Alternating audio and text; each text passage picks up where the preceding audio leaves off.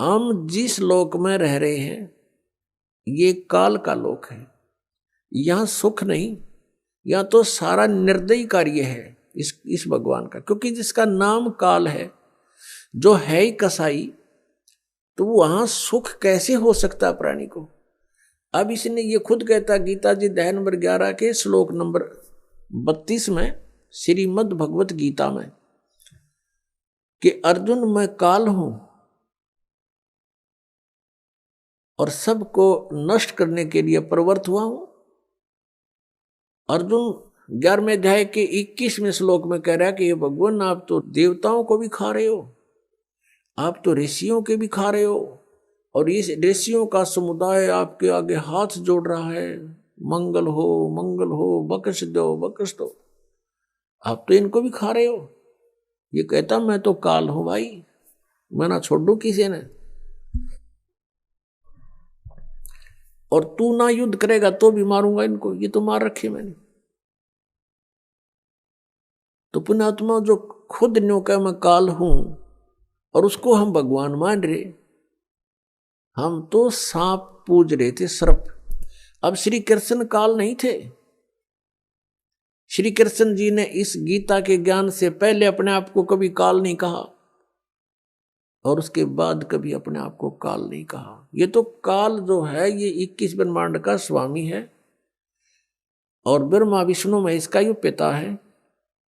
ब्रह्मा विष्णु महेश जी की दुर्गा माता है और ये इसको श्राप लगा हुआ ब्रह्म को, इस काल काल कहो चाहे ब्रह्म कहो, ये काल रूपी ब्रह्म भी कहलाता है। तो उस श्रापवश इसने 1 लाख मानव शरीरधारी प्राणी नित आहार करना पड़ता है और उसके लिए हमें यहां रोक रखा है इसने। अब जैसे कसाई बकरे पालता है,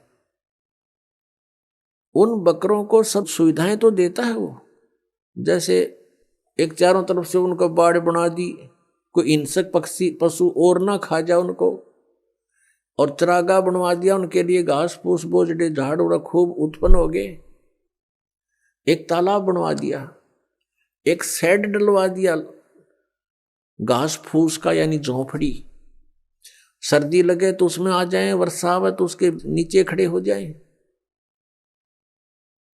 और चारा खूब बढ़िया उनके लिए उपस्थित होता है।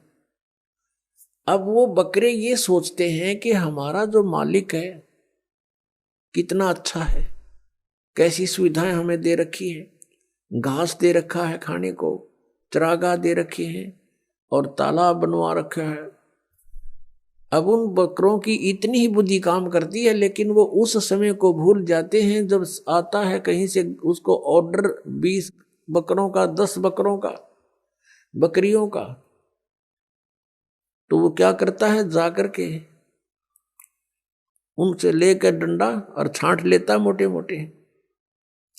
अब उसमें किसी का बेटा मरो चाहे किसी की बेटी कटो, चाहे माँ कटो चाहे बाप मरो, वो ना देखता है किसका बेटा है किसकी माँ है, इसकी माँ का क्या हाल होगा, रोएगी, इसका बच्चे रोएंगे, तो वो तो उनको निकाल लाता है, वह नहीं सोचता, उसके मन में भी ना आती है बातें, उसने तो छांटने मोटे मोटे और जाके कड़च करवा देता, कटवा देता है।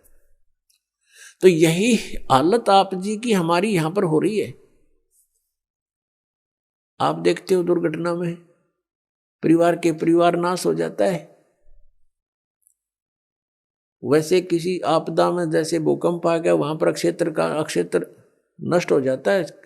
किसी परिवार के 4 मर गए, 5 मत, किसी के 6 मत, 4 3 मर गए, कुछ बालक बचे, किसी का बाप बच गया।